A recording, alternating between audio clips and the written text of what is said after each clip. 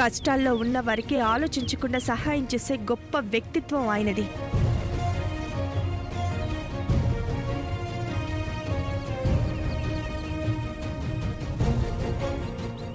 తన రెండో చేతికి కూడా తెలియకుండా దానం చేయడంలో దానకర్ణుడికి మించినవాడు.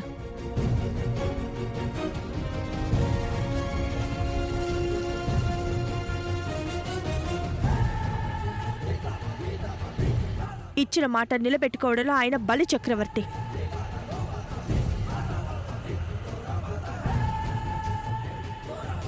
నిజం చెప్పడంలో సత్య హరిశ్చంద్రుడు. భార్యని తప్ప పరాయి స్త్రీని కన్నెత్తి చూడని శ్రీరామచంద్రుడు.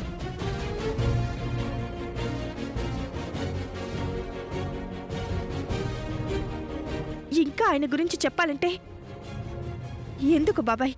ప్రశాంతంగా ఉన్న జీవితంలోకి మళ్ళీ ఆ పేరు తెచ్చి అశాంతి ఎందుకు రేపుతారు?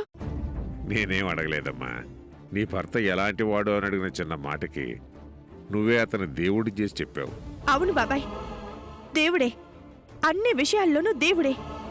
కాని ప్రేమ విషయంలో మాత్రం రాక్షసుడు. అన్ని మంచి గుణాలున్న మనిషిలో ఒక్కటే కదమ్మా చెడ్డ గుణం. కుండెడు అమృతంలో ఒక్క విషం చుక్క చాలు బాబాయ్ నాశనం చేయడానికి.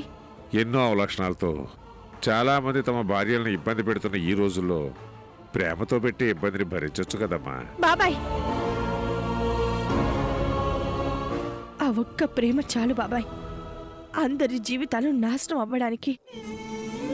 దాన్ని ప్రేమ అనరు, భరించలేని రాక్షసత్వం అంటారు. ప్రతి ఆడపిల్ల తన భర్త ప్రేమ తన మీదే ఉండాలని దేవుణ్ణి కోరుకుంటుంది. కానీ నేను ఆ విపరీతమైన ప్రేమను దూరం చేయమని ఆ భగవంతుణ్ణి కోరుకున్న సందర్భాలెన్నో.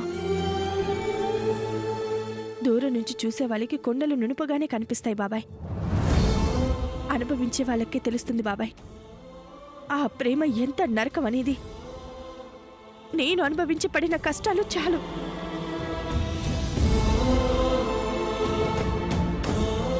ఆ శాపం నా పిల్లలకొద్దు. వాళ్ళు భరించలేరు, తట్టుకోలేరు బాబాయ్.